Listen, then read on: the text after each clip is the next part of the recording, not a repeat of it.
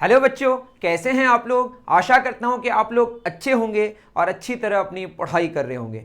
इस वीडियो में हम लोग कंप्लीट इंटीग्रेशन को समझने की कोशिश करेंगे, लेकिन कंप्लीट नहीं होगा। कंप्लीट जो इंटीग्रेशन मैथ्स में होता है वो तो नहीं हम लोग कर सकते, लेकिन जो नीट और जेई या 11-12 में जो फिजिक्स और केमिस्ट्री के लिए जो बेसिक ज़रूरत है वो कंप्लीट करने की कोशिश करेंगे। अगर कुछ छूट जाए तो मुझे आप कमेंट करके बता सकते हैं। ओके, मैं कोशिश करूंगा कि कंप्लीट कर दूं जितनी आपको ज़रूरत है। ओके, तो शुरू करते हैं। Integration basically derivative that is differentiation का एंटी है, मतलब एंटी डेरिवेटिव है। और ऑलरेडी हमने डिफरेंशिएशन पढ़ा दिया है, इसका एंटी है। यहां पे कुछ गैप होना चाहिए, I think anti derivative. Okay, तो डिफरेंशिएशन का जो एंटी है that is anti derivative is integration. अब ये है क्या?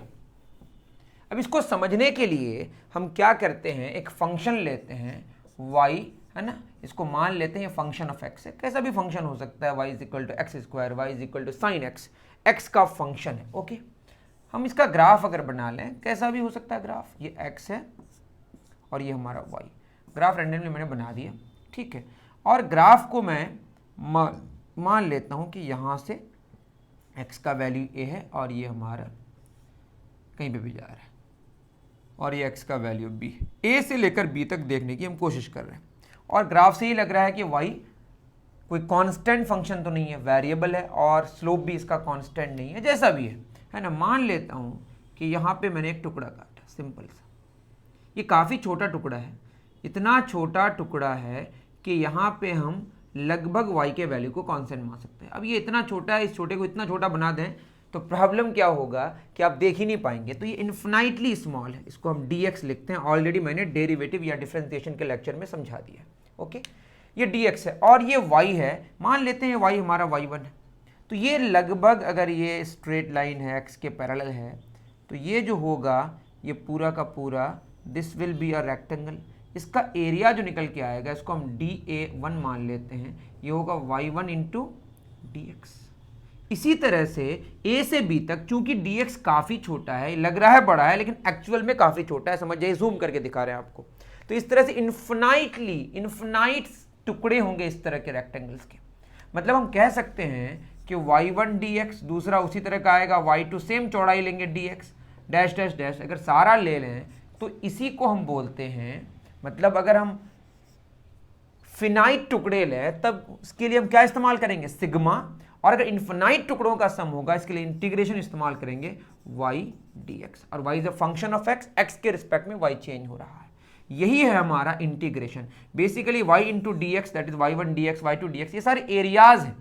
मतलब हम कह सकते हैं कि इंटीग्रेशन गिव्स एरिया। इंटीग्रेशन से हमें क्या मिलता है, एरिया। जैसे डिफरेंशिएशन स्लोप की तरफ लेके जाता है, वैसे ही इंटीग्रेशन आपको लेके जाता है किसकी तरफ, एरिया की तरफ।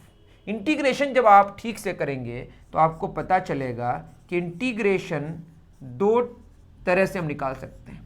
जो हमारे इसमें इस्तेमाल होगा वो होगा डेफिनिट इंटीग्रेशन। कौन सा इस्तेमाल होगा, डेफिनिट इंटीग्रेशन। मतलब कि इंटीग्रेशन में एक लिमिट गिवन होगा, कहां से लेकर कहां तक जाना है। अगर लिमिट गिवन नहीं होगा तो उसको बोलेंगे इनडेफिनिट इंटीग्रेशन।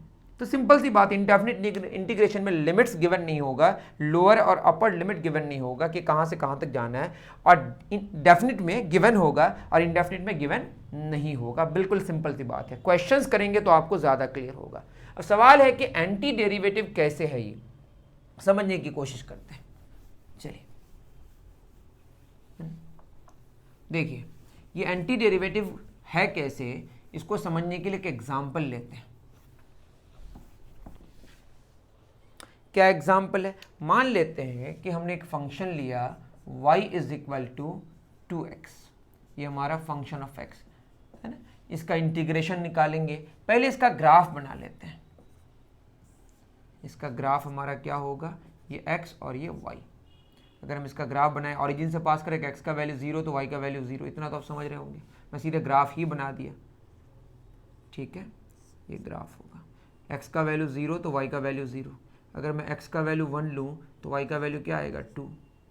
x का वैल्यू 2, और अच्छे से आप ग्राफ बना सकते हैं। 2 में 4 आएगा, 3 में क्या आएगा हमारा 6। इस तरह से और आगे बढ़ सकते हैं।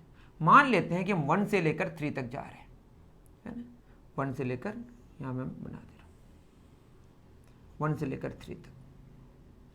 तो ये वाला जो हमारा पार्ट है इसका एरिया अगर निकालें तो अब बताइए क्या होगा। एरिया होगा हाफ इंटू, ये एक ट्रेपेजियम है, sum of parallel sides into height, ये हमारा 2 और ये क्या है 6, दैट इज 2 + 6 और हाइट ये वाला है कितना है 1 से लेकर 3 2 हुआ इंटू 2 2 कैंसिल कितना आया 8 स्क्वायर यूनिट या जो भी आएगा है ना। एरिया 8 आया, जो भी यूनिट होगा वो लिख दिया जाएगा। समझ रहे हैं ना, half into sum of parallel sides into height. अब अगर हम इसका इंटीग्रेशन क्या निकालें बताइए। इसका अगर हम लोग इंटीग्रेशन निकालें, इंटीग्रेशन आगे समझेंगे और भी हम लोग, तो क्या हो जाएगा इंटीग्रेशन है ना किसका 2x dx। पहले ये समझते हैं कि बताइए d/dx x स्क्वायर का डिफरेंशिएशन क्या होगा। ये आपने ऑलरेडी किया हुआ है, क्या होगा 2x होगा, मेरे पुराने लेक्चर्स आप देख सकते हैं। तो ये क्लियर है कि एक्स स्क्वायर का डिफरेंशिएशन 2x, तो हम कहेंगे 2x का इंटीग्रेशन क्या होगा एक्स स्क्वायर, है ना। अभी मैं बस आपको एग्जांपल देके समझा रहा हूं, लेकिन अभी आपको डिटेल समझना है, डोंट वरी फॉर दैट ना। एक्स स्क्वायर का डिफरेंशिएशन 2x, मैं ये कहना चाह रहा हूं कि हम कैसे मानते हैं कि इंटीग्रेशन एंटी डेरिवेटिव है ना। तो एक्स स्क्वायर का डिफरेंशिएशन 2x हुआ तो 2x का इंटीग्रेशन एक्स स्क्वायर होना चाहिए। तो 2x का इंटीग्रेशन x के रिस्पेक्ट में, वहां dx डिवाइड करते हैं, dx मल्टीप्लाई करते हैं, सिंपल है ना। क्या आएगा एक्स स्क्वायर। आप कहेंगे dx कहाँ गया, जैसे यहाँ पे dx चला गया, यहाँ dx कह रहा है कि x के रिस्पेक्ट में इंटीग्रेशन हो रहा है ना। अब चाहे तो यहाँ पे आप चलिए, मैं अभी कांस्टेंट वगैरह की बारे में बात नहीं करता हूँ, मतलब मैं कह रहा हूँ कि अगर यहाँ पे मैं बोलूँ d/dx x square plus some constant, इसका डिफरेंशिएशन क्या होगा 2x और कांस्टेंट का तो 0 होगा, मतलब यहाँ 2x मतलब 2x + 0 ही तो है। मैं 2x का इंटीग्रेशन एक्स स्क्वायर लिख दिया तो 0 का इंटीग्रेशन क्या होगा कांस्टेंट, मतलब यहाँ कांस्टेंट ऑलरेडी एडेड होता है। अभी मैं उसमें नहीं जा रहा हूँ, अगर जोड़ भी देंगे तो कोई फर्क नहीं पड़ेगा, मैं जोड़ दे रहा हूँ x square plus some constant. कहाँ से कहाँ तक लेना है 1 से लेकर 3 तक, 1 से लेकर 3 तक। तो ये क्या हो गया हमारा 1 से लेकर 3 तक। एक्स का वैल्यू है ना, अपर लिमिट 3 है तो एक बार 3 पुट करेंगे, एक बार 1 पुट करेंगे, उसका डिफरेंस निकालेंगे, क्या होगा 3 स्क्वायर प्लस के, एक बार 1 पुट करेंगे 1 स्क्वायर प्लस के, देखिए प्लस के माइनस के कैंसिल हो जाएगा। मतलब कांस्टेंट ऐड करने की ज़रूरत नहीं होती अगर आप लिमिट्स लगा देते हैं। मतलब अगर आप डेफिनेट इंटीग्रेशन सॉल्व कर रहे हैं तो you need not to worry about the constant, integration constant. 3 square 9, 1, कितना आंसर है 8। तो इंटीग्रेशन और एरिया, देखिए इंटीग्रेशन एरिया दे रहा है और ये भी क्लियर हो गया कि इंटीग्रेशन एंटी डेरिवेटिव है, क्योंकि इसी से हमारा रिजल्ट है। देखिए एक्स स्क्वायर का डिफरेंशिएशन 2x, तो 2x का इंटीग्रेशन एक्स स्क्वायर। तो हम कह सकते हैं कि इसका डिफरेंशिएशन अगर वो है तो उसका इंटीग्रेशन ये है। यहां पे कांस्टेंट क्यों ऐड हुआ आप समझ रहे हैं, यहां पे 0 हम ऐड कर सकते हैं तो यहां कांस्टेंट ऐड करना पड़ेगा, समझ रहे हैं। तो धीरे धीरे समझेंगे, अभी तो बस ये हमने समझाया कि इंटीग्रेशन आपको एरिया की तरफ लेके जाता है और इंटीग्रेशन बेसिकली एंटी डेरिवेटिव है, ठीक है। डेरिवेटिव का एंटी है, inverse operation of differentiation is integration. देखिए इसको और अच्छे से समझते हैं। हमने एक फार्मूला पढ़ा था d/dx x पे पावर m, मतलब x पे पावर m का डिफरेंशिएशन आया था mx पे पावर m-1। n के जगह मैंने m लिखा है जानबूझ के, डोंट वरी। देखिए अगर मैं यहाँ पे एक क्वेश्चन दूं आपको कि y = चलिए y लिखने की क्या ही ज़रूरत है, सीधे काम की बात करते हैं। अगर हमारे पास डिफरेंशिएशन निकालना हो x पे पावर n+1 है ना डिवाइडेड बाई n+1 का, जहाँ पे n कोई कांस्टेंट है, तो एक और फॉर्मूला हम लोगों ने पढ़ा था कि d/dx कोई फंक्शन है u v कुछ भी, उसके साथ k कांस्टेंट या c कांस्टेंट कुछ भी मल्टीप्लाइड है, वो बाहर हो जाता है ना। तो यहाँ पे हम x raise to the power of n+1 divided by n+1 का डिफरेंशिएशन निकालना चाहते हैं, जहाँ पे n कांस्टेंट है। और इसमें आप खुद देखिए कि n+1 अगर 0 के बराबर हो जाए तो क्या हो जाएगा, n = -1, मतलब -1 + 1 0 और समथिंग बाय 0 नॉट डिफाइंड हो जाएगा। मतलब n+1 0 नहीं होना चाहिए, या यूँ कहें कि n -1 के इक्वल नहीं होना चाहिए। समझ रहे हैं मेरी बात। तो ये बहुत कंपलसरी कंडीशन है, ये फॉलो करने के लिए, मतलब ये प्रोसीड करने के लिए पहले तो ये कंडीशन सेटिस्फाई करना पड़ेगा कि n का वैल्यू -1 तो नहीं है, ठीक है। और क्या करेंगे हम लोग, जब भी कोई फंक्शन, ये फंक्शन x पे पावर n प्लस 1 है, उसके साथ क्या मल्टीप्लाइड है 1 बाई एन प्लस 1, तो क्या बाहर हो जाएगा 1 बाई एन प्लस 1 बाहर हो जाएगा, पहले तो ये होगा।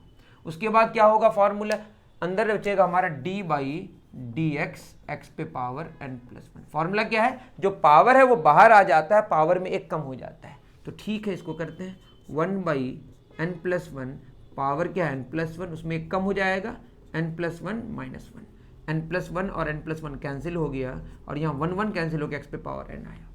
दैट मीन्स कि x raise to the power of n plus 1 divided by n plus 1 का जो डिफ्रेंसिएशन है वो क्या आया, x raised to the power of n आया। तो हम कह सकते हैं d बाई डी एक्स पे power n plus 1 divided by n plus 1, इसमें अगर हम कोई कांस्टेंट जोड़ दें, कोई भी c भी लिख सकते हैं, ये क्या होगा, इसका डिफरेंशिएशन आया x पे पावर n, और कांस्टेंट का डिफरेंशिएशन क्या होता है 0, या सिंपली लिख सकते हैं x पे पावर n, मतलब x पे power n plus 1 divided by n plus 1 plus some constant का डिफरेंशिएशन क्या आया, x raised to the power of n। that means we can say this implies कि x पे पावर n का integration क्या आएगा, x पे power n plus 1 divided by n plus 1 plus some constant. अगर यहाँ पे लिमिट लगा देंगे तो कांस्टेंट के लिए चिंता नहीं करनी, वो कैंसिल हो जाता है। लेकिन अगर आप लिमिट नहीं लगाते हैं then you must add constant. ये कांस्टेंट क्या होगा, ये कंडीशन पे डिपेंड करेगा, कंडीशन गिवन होगा तो हम निकाल सकते हैं, वो बाद में एक क्वेश्चन में डिस्कस कर दूंगा इस कांस्टेंट के बारे में, ठीक है। तो x raise to the power of n का जो इंटीग्रेशन है x के रिस्पेक्ट में वो आया x पे power n plus 1 divided by n plus 1। यहाँ एक मामला आया कि n का वैल्यू निगेटिव 1 नहीं होना चाहिए, ठीक है। तो मैं अगर n का वैल्यू निगेटिव 1 पुट कर दूं तो आप कहें किसका इंटीग्रेशन निकालना पड़ेगा, 1 बाई एक्स का, और हमें पता है ऑलरेडी कि d बाई डी एक्स किसका, ln x का लॉग बेस e, इसका डिफरेंशिएशन 1 बाई एक्स होता है। तो 1 बाई एक्स का इंटीग्रेशन क्या आएगा बताइए, ln x, और कुछ कांस्टेंट जोड़ना है। तो 1 बाई एक्स का x के रिस्पेक्ट में इंटीग्रेशन कितना आया, ln x, ये भी आप नोट कर लें। दो फॉर्मूले आपने जाना कि x पे पावर n का x के रिस्पेक्ट में इंटीग्रेशन x पे power n plus 1 divided by n plus 1, मतलब ये याद रखें जो पावर होगा उसमें एक ऐड होगा और उतना ही से डिवाइड होगा और एक कांस्टेंट ऐड हो जाएगा, और 1 बाई एक्स का इंटीग्रेशन ln x होगा। मतलब ये फॉर्मूला तभी वैलिड है जब हमारा n का वैल्यू क्या ना हो, नेगेटिव 1 ना हो। तो ये एक फार्मूला हो गया हमारा, तो एक फार्मूला आप नोट करते जाएं। दूसरा फार्मूला हुआ 1 बाई एक्स का इंटीग्रेशन ln x हुआ, एक कांस्टेंट तो ऐड करना ही पड़ेगा, ठीक है। तो काफ़ी इंपॉर्टेंट बात हो गई है, मिटा दूं, बहुत बढ़िया। तो क्या क्या जाना हम लोगों ने जाना, लिखते जाइए आप, लिखना है तो मैं तो लिख दिया ना, x पे पावर n का इंटीग्रेशन x पे power n plus 1 divided by n plus 1, जहाँ पे n का वैल्यू नेगेटिव 1 के बराबर नहीं होना चाहिए, और 1 बाई एक्स का इंटीग्रेशन ln x हुआ। अब आगे बढ़ते हैं। अगर मैं बोलूँ सिंपली 0 का इंटीग्रेशन क्या होगा, तो आप बताइए खुद। तो आप अगर हम कहें बेटर यही है कि डिफरेंशिएशन के साथ करें, मैं बोलूँ d बाई डी एक्स कोई कॉन्स्टेंट, जिसको हम अभी k लिखे थे, इसी को हम k लिखते हैं ना, कांस्टेंट, इसका डिफरेंशिएशन कितना होगा 0। तो चूंकि कांस्टेंट का डिफरेंशिएशन 0 है तो वी कैन से 0 का इंटीग्रेशन क्या आएगा, कांस्टेंट, सिंपल, ये इंप्लाई कर रहा है। अगर मैं बोलूं बताइए differentiation of x with respect to x क्या होता है, बताइए x का डिफरेंशिएशन x के रिस्पेक्ट में कितना आता है, 1। तो 1 का इंटीग्रेशन x के रिस्पेक्ट में 1 dx बराबर क्या आ जाएगा बताइए, 1 dx इंटीग्रेशन ये आ जाएगा x। मैंने बोला था एक्स्ट्रा क्या जोड़ेगा, कांस्टेंट, यहाँ कांस्टेंट जोड़ने के बाद भी तो कांस्टेंट ही आएगा ना। तो 1 का, चूंकि x का डिफरेंशिएशन x के रिस्पेक्ट में 1 होता है, इसलिए हम कहेंगे 1 का इंटीग्रेशन x के रिस्पेक्ट में क्या होता है, कांस्टेंट। इसको आप ऐसे भी समझ सकते हैं, dx बराबर 1 dx, दोनों तरफ मैंने इंटीग्रेशन लगा दिया। अब dx सारे dx मिलके क्या हो जाएगा x, यहाँ क्या बचा 1 dx, सिंपल। तो बहुत तरीके से आप विजुअलाइज कर सकते हैं, अपने दिमाग में बैठा सकते हैं। कांस्टेंट का डिफरेंशिएशन 0, तो 0 का इंटीग्रेशन कांस्टेंट, x का डिफरेंशिएशन 1, तो 1 का इंटीग्रेशन कांस्टेंट, x के रिस्पेक्ट में बात हो रही है, ठीक है। कुछ क्वेश्चंस बाद में हम लोग डिस्कस कर लेंगे, ओके बच्चों। आई थिंक आपको बात समझ आ रही है। चलिए अगर हम कुछ और भी बात करें कि डिफ्रेंसिएशन बताइए कॉस का, मैं बोलूँ निगेटिव कॉस का क्या होता है। तो निगेटिव कॉस का जो डिफ्रेंसिएशन होगा ये नेगेटिव 1 मल्टीप्लाइड है, नेगेटिव बाहर हो जाएगा, बचेगा क्या D by d x cos x. और हमें पता है कि कॉस का डिफ्रेंसिएशन होता है negative sine x, that is ये हुआ साइन एक्स। तो नेगेटिव कॉस एक्स का एक्स के रिस्पेक्ट में डिफ्रेंसिएशन कितना आ रहा है sine, then we can conclude कि साइन का हमारा जो डिफ्रेंसिएशन इंटीग्रेशन है वो आएगा निगेटिव कॉस एक्स। लिमिट नहीं है तो कुछ कांस्टेंट जोड़ना पड़ेगा, सिंपल। उसी तरह से मैं बोलूं डी बाई डी एक्स बताइए साइन एक्स क्या होगा, साइन एक्स का डिफ्रेंसिएशन एक्स के रिस्पेक्ट में कितना होगा कॉस एक्स। तो हम कह सकते हैं कॉस का इंटीग्रेशन क्या आएगा साइन, तो कॉस एक्स डी एक्स कितना आया साइन एक्स, कांस्टेंट जोड़ दिए। ये इनडेफिनिट में जोड़ते हैं, डेफिनिट में जोड़ने की ज़रूरत नहीं है, एक बार मैंने समझा दिया, क्वेश्चंस करेंगे तो और आपका क्लियर हो जाएगा। तो 2 ट्रिगोनोमेट्री के बेसिक फॉर्मूले जान लिए। अब आप कहेंगे tan का कैसे निकलेगा, उसके लिए थोड़ा सा आपको वेट करना पड़ेगा, वो भी बता दूंगा मैं। हमें पता है कि d by d x sine cos के बारे में बात हो गई। अगर मैं tan की बात करूं तो tan का डिफ्रेंसिएशन हमें पता है, इंटीग्रेशन नहीं, सेक स्क्वायर एक्स होता है। तो ये कंक्लूड करता है, ये इंप्लाई करता है कि सेक स्क्वायर का इंटीग्रेशन क्या आएगा tan x, और एक कांस्टेंट ऐड कर देंगे, सिंपल। इसका वो तो उसका ये। उसी तरीके से अगर मैं बोलूं d बाई डी एक्स किसका, कॉट का डिफ्रेंसिएशन निगेटिव कोसेक स्क्वायर होता है। तो बेटर ये है कि हम माइनस लगा देते हैं, तो माइनस बाहर हो जाएगा, d बाई डी एक्स अंदर में क्या बचा कॉट एक्स। और कॉट का जो हमारा डिफ्रेंसिएशन होता है, इसको मिटा ही देता हूँ, है ना, आप नोट कर लिए होंगे इंटीग्रेशन वाला। तो आपको डिफ्रेंसिएशन अगर याद है तो इंटीग्रेशन में कोई दिक्कत नहीं होगी। तो ये होगा निगेटिव, और कॉट का होता है निगेटिव कोसेक स्क्वायर एक्स। तो आंसर आया हमारा कोसेक स्क्वायर एक्स। तो कह सकते हैं कि निगेटिव कॉट का डिफ्रेंसिएशन कोसेक स्क्वायर है। तो ये इंप्लाई करता है कि कोसेक स्क्वायर का जो इंटीग्रेशन होगा वो negative cot x plus some constant, या निगेटिव कॉस स्क्वायर का प्लस कॉट एक्स होगा, पॉजिटिव कॉट एक्स, है ना। उसी तरह से अब कहाँ पहुँच गए हम लोग, सेक में। तो सेक का डिफ्रेंसिएशन सिंपली क्या होता है, sec x into tan x. तो सेक एक्स का चूंकि differentiation sec x into tan x है, तो वी कैन से कि sec x into tan x का जो इंटीग्रेशन है एक्स के रिस्पेक्ट में वो आएगा sec x plus some constant. ये कांस्टेंट ऐसा नहीं कि सबके लिए सेम होगा, वो कंडीशन पे डिपेंड करेगा कि कांस्टेंट का वैल्यू क्या होगा, ठीक है। उसी तरह से मैं बोलूं d by d x negative cosec x, negative क्यों लिखे आपको समझ आएगा, माइनस बाहर हो जाएगा, d by d x cosec x. Cosec का डिफ्रेंसिएशन होता है निगेटिव कोसेक इंटू कॉट, आप जानते होंगे negative cosec x into cot x. तो ये आएगा cosec x into cot x. तो हमने ये देखा कि निगेटिव कोसेक का डिफ्रेंसिएशन कोसेक इंटू कॉट हुआ, तो ये इंप्लाई करता है कि cosec x into cot x इस पूरे का इंटीग्रेशन एक्स के रिस्पेक्ट में आएगा negative cosec x plus some constant. Okay, इस तरह से हमने सारे ट्रिगोनोमेट्री के जो बेसिक फार्मूले हैं वो जान लिए, है ना बच्चों, ठीक है। इसी तरह इन्वर्स ट्रिगोनोमेट्रिक फंक्शंस के जो रिजल्ट्स थे उसको भी अगर आप याद करेंगे तो वो भी आप जान सकते हैं। मैं बता दे रहा हूँ, क्योंकि आपको इन्वर्स वाला बताया गया था तो वो भी मैं एक दो बता दे रहा हूँ। तो हम लोग देखे थे कि साइन इन्वर्स एक्स का जो डिफ्रेंसिएशन है वो आया था 1/1 माइनस एक्स स्क्वायर का स्क्वायर रूट। एक बार वेरीफाई कर लीजिएगा, है ना। तो ये इम्प्लाई करता है कि 1/√1 माइनस एक्स स्क्वायर का इंटीग्रेशन एक्स के रिस्पेक्ट में ये आएगा sine inverse x plus some constant. Cos का आप इसी तरह समझ सकते हैं, कॉस इनवर्स का निगेटिव वाला होता है तो वहाँ से निकल के आ सकता है।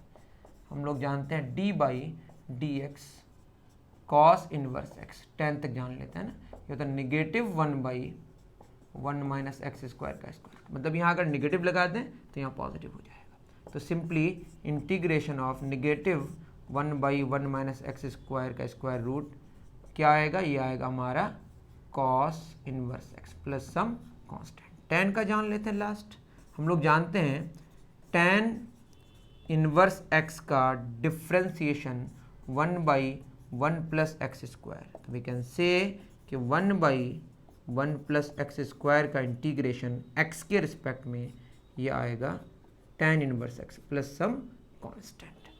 तो काफ़ी सिंपल है ये, है ना, इसका वो तो उसका ये, है ना। आगे और भी हम लोग जानते रहेंगे फिर चीज़ों को, उतार लीजिए। चलिए बहुत बढ़िया। मैं अगर बात करूं, है ना, ये आप जानते होंगे कि डिफ्रेंसिएशन अगर हम निकालें किसका, a पे power x divided by ln a, ln मतलब log बेस e, ये क्या होगा, ये ln a कांस्टेंट है तो 1/ln a हमारा बाहर हो गया और अंदर बचा डिफ्रेंसिएशन किसका, a पे पावर x का, तो कितना हो जाएगा 1/ln a पे पावर x का होता है a पे power x into ln a, ये पूरा इसका डिफ्रेंसिएशन है जो कि मैंने बताया, आप देख सकते हैं ln ln कैंसिल तो आया कितना a पे पावर x, तो a पे power x divided by ln a का डिफ्रेंसिएशन आया a पे power x, we can say कि a पे पावर x का जो इंटीग्रेशन है वो होगा a पे power x by ln a plus some constant. उसी तरह से हम लोगों ने एक चीज़ और प्रूफ की थी, या डायरेक्टली यहीं से समझ सकते हैं, e पे पावर x dx का क्या होगा, e पे पावर x ln a की जगह e होगा प्लस सम कांस्टेंट, आपको पता होगा ln e log base e, इसका वैल्यू 1 होता है, तो e पे पावर x का इंटीग्रेशन e पे पावर x ही हुआ, क्यों, क्योंकि e पे पावर x का डिफरेंशिएशन e पे पावर x होता है ना। तो ये बहुत ही मज़ेदार फार्मूला हो गया कि e पे पावर x का इंटीग्रेशन e पे पावर x ही होता है। लॉगरिथम वाला क्या छूटा, आगे बता दिया जाएगा, लॉगरिथम वाला, है ना, कहीं पे क्वेश्चन तो होना ही चाहिए लॉगरिथम का। चलिए यहाँ पे नहीं मिल रहा है हमें, no worries.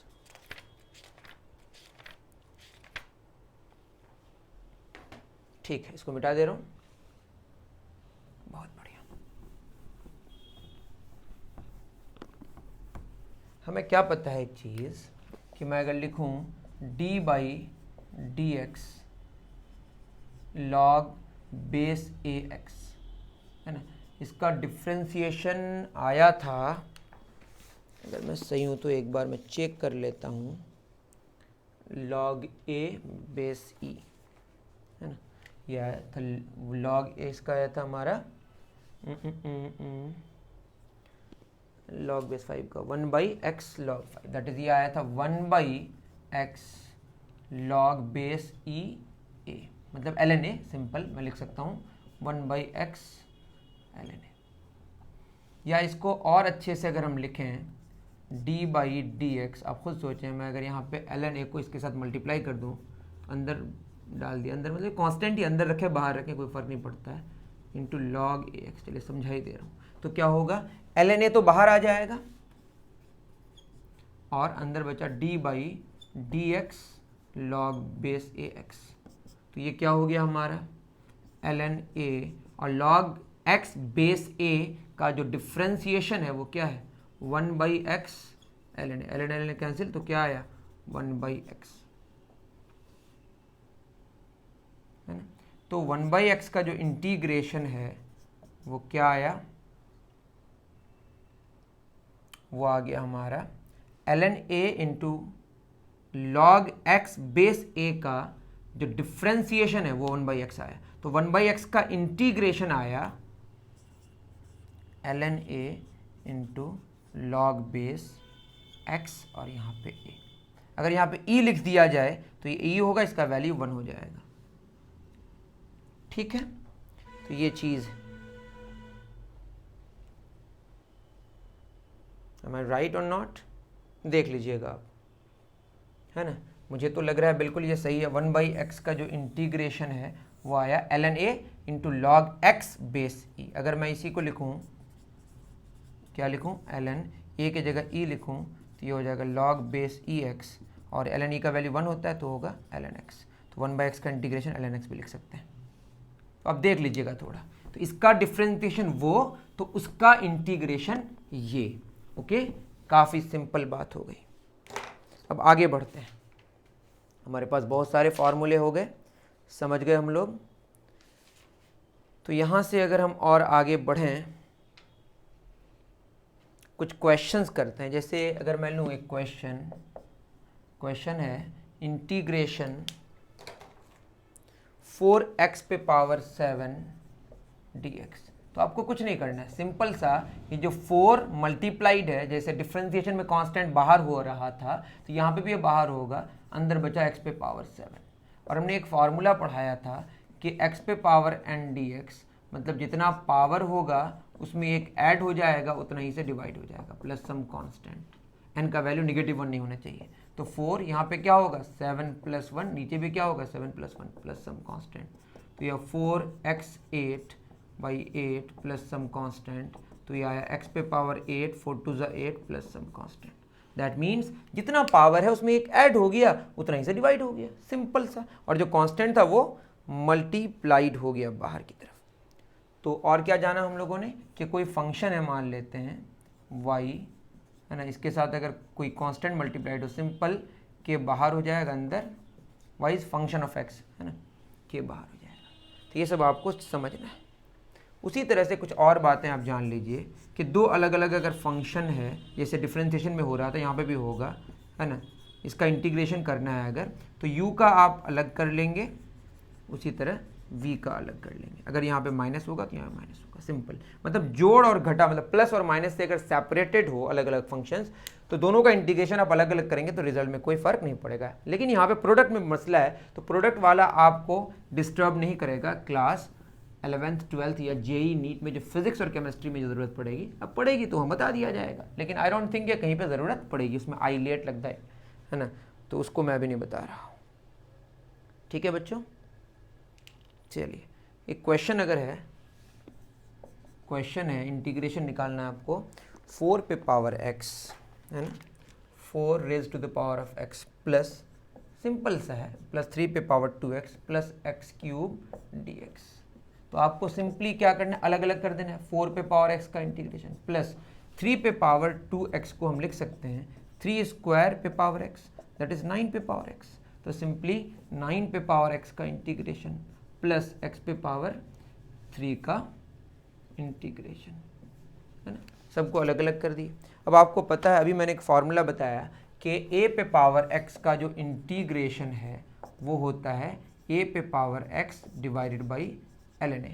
M I right? बिल्कुल सही है, प्लस सम कांस्टेंट, है ना। तो 4 पे पावर x का क्या होगा, 4 पे power x by ln 4, plus 9 पे पावर x का क्या होगा, 9 पे power x by ln 9, plus x पे पावर 3 का एक बढ़ जाएगा, उतना ही से डिवाइड हो जाएगा, प्लस सम कांस्टेंट। तो जब भी वेरिएबल पे पावर हो, x पे पावर हो, तो आपको क्या करना है, जितना पावर उसमें एक ऐड कर देना और उतना ही से डिवाइड कर देना है। अब कुछ जैसे सेक स्क्वायर का हम लोगों ने डिफरेंशिएशन जाना, अगर हमको टैन स्क्वायर का जानना हो तो क्या करेंगे, तो ऐसा भी क्वेश्चन आ जाता है। तो आपको ट्रिगोनोमेट्रिक आइडेंटिटीज इस्तेमाल करना पड़ेगा इस केस में। Sec square x minus tan square x कितना होता है 1, यहाँ से हमारा आ जाएगा sec square x minus 1 is equal to tan square x. तो टैन स्क्वायर एक्स के प्लेस में हम क्या लिख सकते हैं बताइए, sec square x minus 1 dx। तो हम लोग अलग अलग कर लेंगे, सेक स्क्वायर का अलग, 1 का अलग, करने की जरूरत है, डायरेक्टली भी आप कर सकते हैं। सेक स्क्वायर एक्स किसका डिफरेंशिएशन है, टैन का, तो आंसर होगा टैन। क्योंकि टैन का डिफरेंशिएशन सेक स्क्वायर है तो सेक स्क्वायर का इंटीग्रेशन टैन एक्स है। माइनस 1 किसका डिफरेंशिएशन, एक्स का, एक्स का डिफरेंशिएशन 1, तो 1 का integration x plus some constant. Okay, तो इस तरह से चीजें हैं। अब आते हैं हम लोग डेफिनेट इंटीग्रेशन में। तो ये इनडेफिनेट इंटीग्रेशन की बात हो गई। इनडेफिनेट इंटीग्रेशन में एक क्वेश्चन हम लास्ट में आपको करा देंगे, पहले ये सब कर लेते हैं, है ना। जैसे क्वेश्चन है x³ dx और यहाँ पे आपको लिमिट गिवन है 2 से 3, इसको कहते हैं लोअर लिमिट, इसको बोलते हैं अपर लिमिट। तो इसको सॉल्व करेंगे तो सिंपल पावर जितना है उसमें एक ऐड हो जाएगा, उतना ही से डिवाइड हो जाएगा। कांस्टेंट ऐड करना है कर लीजिए, कोई ज़रूरत नहीं है। 2 से लेकर 3, एक बार x कितना पुट करेंगे 3, 3 पे पावर 4/4 प्लस k, एक बार क्या पुट करेंगे 2, 2 पे पावर 4/4 प्लस कांस्टेंट। ये कांस्टेंट तो सब ऐड ही मतलब कैंसिल ही तो हो जाता है ना, इसलिए कांस्टेंट लिखने की ज़रूरत नहीं है जब आप डेफिनेट इंटीग्रेशन करते हैं। 3 3 9 27 दिया 81/4, 2 दूना 4 दूना 8 दूना कितना हो जाएगा 16/4, 11 में 6 गया 5, 7 में 1 गया 6, एम आई राइट 65/4 बिल्कुल। तो 65/4 इसका आंसर आया। ओके, इसी तरह से दूसरा क्वेश्चन अगर हम लें, क्वेश्चन है sin x dx और है ये 0 से लेकर π/2, π/2 मतलब 180 डिग्री बाई 2, 90 डिग्री जानते होंगे। साइन का इंटीग्रेशन निगेटिव कॉस होता है, ये ख्याल में रखेंगे। साइन का इंटीग्रेशन कॉस नहीं होता है क्योंकि निगेटिव कॉस का साइन होता है, या आप यूँ कहें कॉस का डिफ्रेंसिएशन निगेटिव साइन, तो साइन का इंटीग्रेशन निगेटिव कॉस, तो ये होगा निगेटिव कॉस एक्स। कहाँ से कहाँ तक 0 से लेकर π/2। ये निगेटिव अंदर रख के भी आप काम कर सकते हैं, लेकिन मैं बाहर कर दे रहा हूँ, ज़्यादा आसान होगा। कहाँ से कहाँ तक 0 से लेकर π/2। एक बार x क्या पुट कर देंगे π/2, एक बार x क्या पुट कर देंगे 0। cos π/2 तो cos 90 डिग्री, इसका वैल्यू कितना होता है 0, cos 0 का वैल्यू कितना होता है 1, तो ये होगा माइनस, ये नेगेटिव 1, तो माइनस क्या होगा प्लस, आंसर आया हमारा 1। तो बहुत सिंपल है, आई डोंट थिंक कि आपको बहुत ज़्यादा चिंता करनी है इसमें, है ना बच्चों। चलिए एक क्वेश्चन और कर लेते हैं, क्वेश्चंस की कोई कमी थोड़े। मान लेते हैं क्वेश्चन है हमारे पास इंटीग्रेशन 2 पे पावर x का x के रिस्पेक्ट में, और आपका लिमिट गिवन है 0 से लेकर 1। तो अभी हम लोगों ने किया 2 पे पावर x बाई ln2 हो जाएगा, है ना, प्लस कांस्टेंट लगाने की कोई ज़रूरत नहीं है। कहाँ से कहाँ तक 0 से लेकर 1 तक। ln2 चूँकि कांस्टेंट है, इसको बाहर कर लेते हैं, ज़्यादा बच्चे अच्छा ही होगा। 2 पे पावर x का वैल्यू 1, एक बार 0, दोनों का डिफरेंस निकालना है, तो 1/ln2, 2 पे पावर 1 2, 2 पे पावर 0 1, 2 - 1 कितना होगा 1, तो आंसर होगा 1/ln2। आई थिंक आपको बात समझ आ रही होगी। कुछ फिजिकल मीनिंग समझते हैं इसका, है ना, तो आपको और ज़्यादा आइडिया आ जाएगा। उसके बाद लास्ट में हम लोग कुछ और क्वेश्चंस करेंगे, ठीक है। देखिए जो इंटीग्रेशन है ना, उसका इस्तेमाल जब आप करेंगे फिज़िक्स में, तो आप देखेंगे इस तरह का कुछ होगा। जैसे मैं मान लूँ कि यहाँ पे हमारे पास ये y एक्सिस है और ये x एक्सिस है, और x एक्सिस में एक रॉड रखा हुआ है ना, बहुत ही पतला सा, इसकी चौड़ाई को अभी आप इग्नोर कीजिए। ये ओरिजिन है हमारा, जहाँ पे x का वैल्यू 0 है, y का वैल्यू 0, और यहाँ पे मान लेते हैं x का वैल्यू x है और y का वैल्यू तो 0 ही होगा x एक्सिस में। और ये पूरा का पूरा हमारे पास लेंथ है, ये छोटा सा टुकड़ा हमने निकाल लिया, है ना, ये छोटा सा टुकड़ा, इस छोटे से टुकड़े की जो लंबाई है हमने dx माना, और ये पूरा का पूरा हमारा x होगा 0 से लेकर x तक। तो अगर ये छोटे छोटे dx, बहुत छोटे, इन्फिनाइटली स्मॉल है, dx इन्फिनाइट, सबको जोड़ने के बाद इसी को हम बोलते हैं dx, समझ रहे हैं ना। तो ये क्या होगा, एक्चुअली 1 मल्टीप्लाइड है तो 1 dx, तो ये 1 का इंटीग्रेशन क्या होगा x, कहाँ से कहाँ तक 0 से लेकर x तक, x का वैल्यू, एक बार x का वैल्यू x पुट करेंगे, एक बार 0, तो आंसर क्या है x। बस समझाने के लिए था, ये तो x ही आया ना, मतलब टोटल लेंथ निकालने के लिए हमने क्या किया, इंटीग्रेशन का सहारा लिया। वैसे यहाँ पे कोई बहुत बड़ा कॉम्प्लिकेटेड कुछ हो नहीं रहा है, जैसे बाद में समझेंगे कि इसकी डेंसिटी अगर नॉन यूनिफॉर्म होगी तो वहाँ पे इस तरह के मसलों की ज़रूरत पड़ेगी, ठीक है, कि कैसे इंटीग्रेशन इस्तेमाल किया जाए। बस एक बेसिक मैंने हिंट दिया कि किस तरह से आप देखेंगे आगे जाके, है ना। उसी तरह से ग्राफ में अगर देखें तो ये फिजिकली हमने देखा एक रॉड में इसकी ज़रूरत पड़ रही है, छोटे छोटे मासेज का सम हो सकता है, छोटे छोटे इन्फिनाइटली छोटे। जैसे मैं एक क्वेश्चन लूँ y = x², है ना, तो इसका हमारा जो ग्राफ होगा, तो आप जानते होंगे ग्राफ, इसका अगर बॉक्स बना लें तो x का वैल्यू और x0 तो y0, x1 तो y1, x अगर -1 रखें तो क्या आएगा, तब भी 1, -1 का स्क्वायर 1 होगा। अगर हम 2 रखें तो 4 होगा, और अगर -2 रखें तो भी 4 आएगा। मतलब यहाँ पे अगर हम 0 1 2, इधर क्या -1 -2, यहाँ कहाँ तक जाएगा 1 2 3 4 इन्फिनिटी तक जाएगा। अभी मैं जितना सारा डेटा लिया उसके हिसाब से, 0 में तो 0 हो रहा है, 1 में 1 हो रहा है, और -1 में 1 हो रहा है, 2 में थोड़ा ज़्यादा बढ़ गया, कांस्टेंट रेट से नहीं बढ़ा, -2 में भी 4 हो गया। तो ग्राफ उसका कुछ ऐसा आ रहा है ना, ग्राफ ऐसा आ रहा है। मान लेते हैं ग्राफ हम 0 से लेकर 2 तक देखने की कोशिश कर रहे हैं, इसका एरिया निकालना है। तो इसका एरिया निकालने के लिए हम यहाँ पे चूंकि स्ट्रेट लाइन तो है नहीं कि half into base into height से हमारा निकल जाएगा, तो हमको इंटीग्रेशन का सहारा लेना पड़ेगा। तो करेंगे क्या, इसका अगर एरिया निकालना हो तो सिंपली y dx, मतलब ये छोटा मान लेते हैं, यहाँ से एक y हमने निकाला, देख रहे हैं ना, और ये हमारा dx और ये y है, तो y dx सारे y dx को ऐड करेंगे तो इंटीग्रेशन ही तो करना पड़ेगा। तो क्या होगा, y हमारा एक्स स्क्वायर है, इसका इंटीग्रेशन पावर 2 है तो उसमें एक बढ़ जाएगा, उतना ही से डिवाइड होगा। कहाँ से कहाँ तक जा रहे हैं, 0 से लेकर 2 तक, तो यहाँ पे भी क्या होगा 0 से लेकर 2 तक। 1/3 बाहर कर लेते हैं, एक बार x का मान 2 पुट करेंगे, एक बार 0 पुट करेंगे, तो ये होगा 1/3 8 - 0, तो हमारा आंसर आया 8/3। जो भी यूनिट होगा वो इस्तेमाल किया जाएगा, लेकिन इतना समझ आ गया कि एरिया और जो फिजिकली हमने दिखाया इन दोनों में हमने आपको इसकी ज़रूरत समझाने की कोशिश की। ठीक है, 0 से लेकर हमने 2 लिया, हो सकता है 1 से लेकर 2 होता। वैसे मैंने जो प्रिपरेशन करके आया था उसमें कहाँ से कहाँ तक था, 0 से लेकर 2 तक था। इस तरह से आप जान सकते हैं। ठीक है, अब मैं कुछ और भी आपको इम्पॉर्टेंट रिजल्ट्स बताने जा रहा हूँ, जो आपको थोड़ा सा अगर लेवल अप करके अगर कोई सिचुएशन आ जाए तो आप कर सकें। ओके, जैसे आपने जाना साइन का, कॉस का, सेक स्क्वायर का, उसके बाद कोसेक स्क्वायर का, सेक इंटू टेन का, कोसेक इंटू कॉट का। लेकिन अगर सवाल हो कि what is the integration of tan x, तो इसके लिए आपको ज़्यादा चिंता नहीं करनी है, मैं हूँ यहाँ पे। tan को लिख सकते हैं, बताइए, sin x by cos x। देखिए इंटीग्रेशन टफ इसलिए है रिलेटिवली डिफरेंशिएशन से, क्योंकि एंटी डेरिवेटिव है। हमको पहले ये पता करना पड़ेगा ये जो आपका आंसर है ये किसका डिफरेंशिएशन है, वो पता होगा तब उसका उल्टा आप पता कर सकते हैं। तो हमेशा ऐसा पता नहीं होता, जैसे tan किसका डिफरेंशिएशन है ये पता करने के बाद ही हम tan का इंटीग्रेशन निकाल सकते हैं। ऐसे केस में क्या करेंगे, देखिए cos का इंटीग्रेशन हमारा क्या आएगा, cos का डिफरेंशिएशन क्या आएगा, नेगेटिव साइन। तो यहाँ पे हम लिख सकते हैं, देखिए यहाँ पे नेगेटिव साइन x dx है ना, इसको और अच्छे से लिखते हैं। cos का इंटीग्रेशन क्या आएगा, डिफरेंशिएशन नेगेटिव साइन, इसको मैं लिखूँ अगर 1/cos x इंटू यहाँ पे लिख दो नेगेटिव साइन x dx। आप कहेंगे नेगेटिव लिख दिया तो नेगेटिव एक्स्ट्रा कैसे आया, तो नेगेटिव में बाहर लिख दिया, माइनस माइनस प्लस हो गया, साइन बाई कॉस tan ही होता, सेम रहा। अब क्या होगा, मान लेते हैं let cos x is equal to t, put cos x जैसा भी होगा ना, जो ज़्यादा सूट करता है वो लिखिएगा, मेरी अंग्रेजी थोड़ी ख़राब है।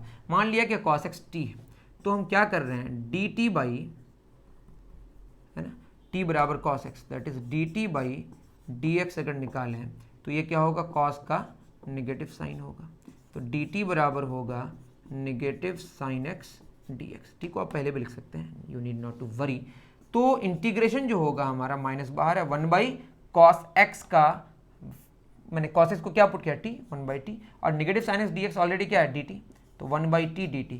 तो 1/x dx का इंटीग्रेशन हम लोग जानते हैं क्या आता है, ln x, है ना, प्लस सम कांस्टेंट।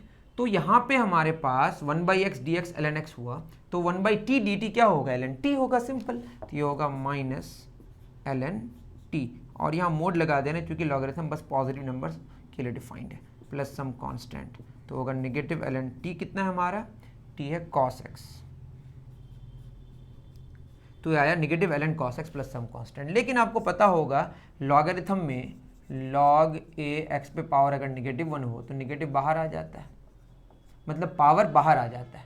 तो यहाँ पे नेगेटिव 1 मल्टीप्लाइड है तो पावर में चला जाएगा, दैट इज हम लिख सकते हैं ln cos x पे power negative 1 plus some constant, तो ये होगा ln, यहाँ पे मोड भी लगा दे रहे हैं, ये होगा 1/cos x plus some constant. 1/cos क्या होता है हमारा, sec x। तो इससे पता चला, थोड़ा टफ हो गया आपके लिए शायद, लेकिन और एक दो क्वेश्चन कराएंगे, आपको समझ आएगा कैसे पुट करके हम लोग रिजल्ट लेके आते हैं। ठीक है, यहाँ पे तो लॉगरिथम ही इस्तेमाल किया, नेगेटिव 1 मल्टीप्लाइड है तो पावर में चला गया, क्योंकि पावर में होने से मल्टीप्लाई हो जाता है, तो मल्टीप्लाइड रहने से पावर में चला गया।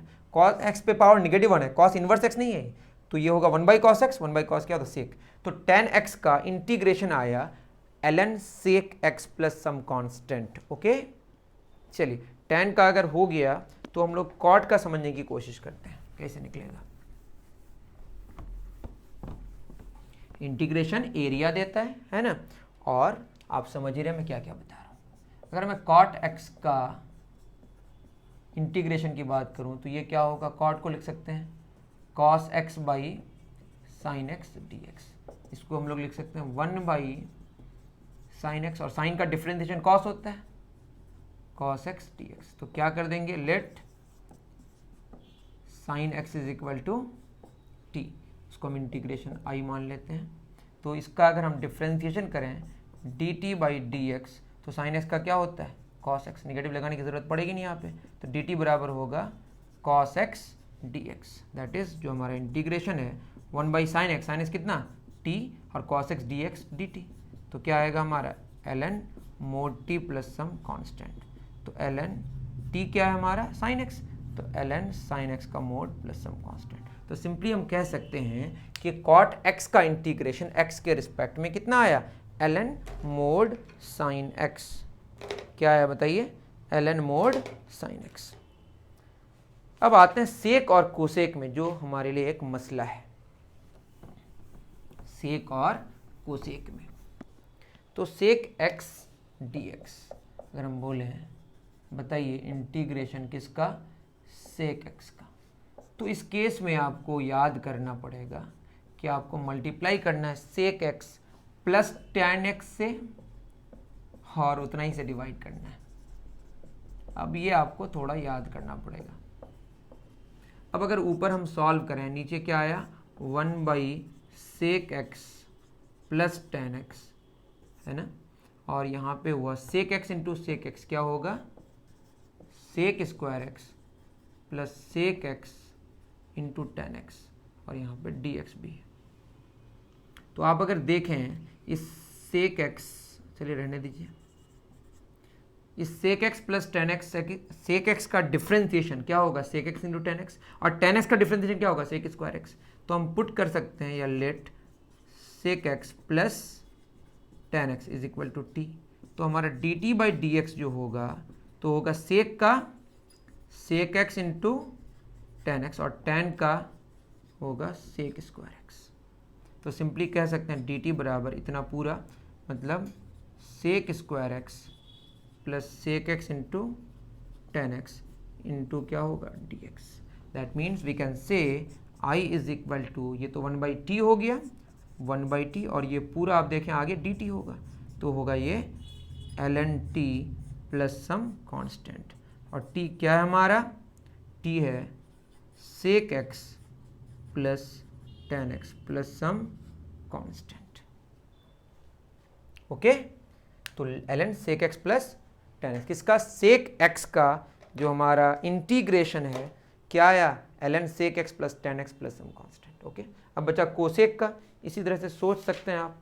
कोसेक का जो हमारा आएगा वो बता दे रहे हैं, है ना। कोसेक का आप ट्राई करें, आपके लिए होमवर्क है, अगर कर पाएँ तो बहुत अच्छी बात है। कोसेक में आपको मैं हिंट दे रहा हूँ, कोसेक माइनस कॉट से मल्टीप्लाई भी करेंगे, कोसेक माइनस कॉट से डिवाइड भी करेंगे। इसका आएगा ln cosec x minus cot x plus some constant. Okay, अब एक इंपॉर्टेंट बात और जानते हैं। इतनी सारी बातें आप समझ गए। आपको शुरू में सबसे ज़्यादा ज़रूरत पड़ेगी कौन सा वाला, कि पावर, अगर वेरिएबल में कोई पावर है उसमें एक ऐड हो जाएगा, उतना ही से डिवाइड हो जाएगा।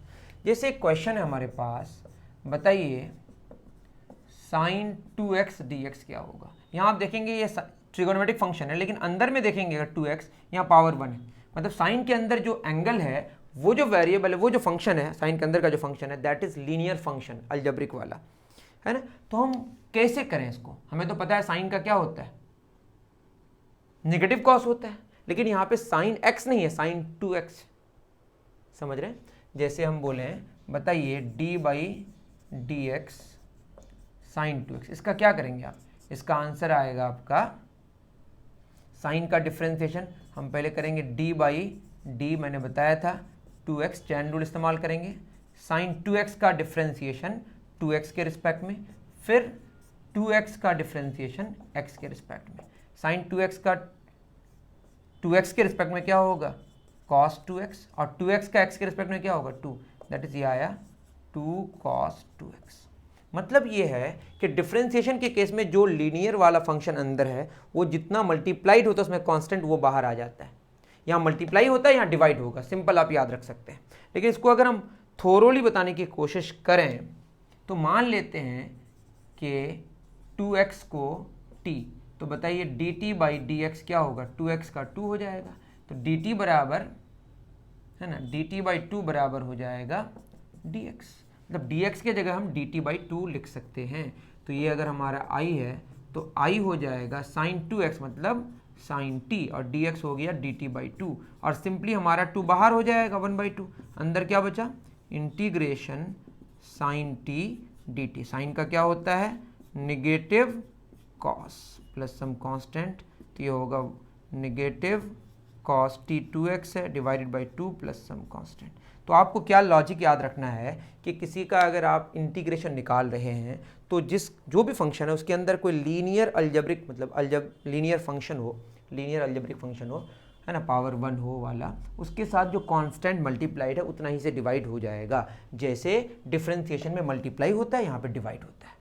आप क्वेश्चन करेंगे तो आपको समझ आएगा।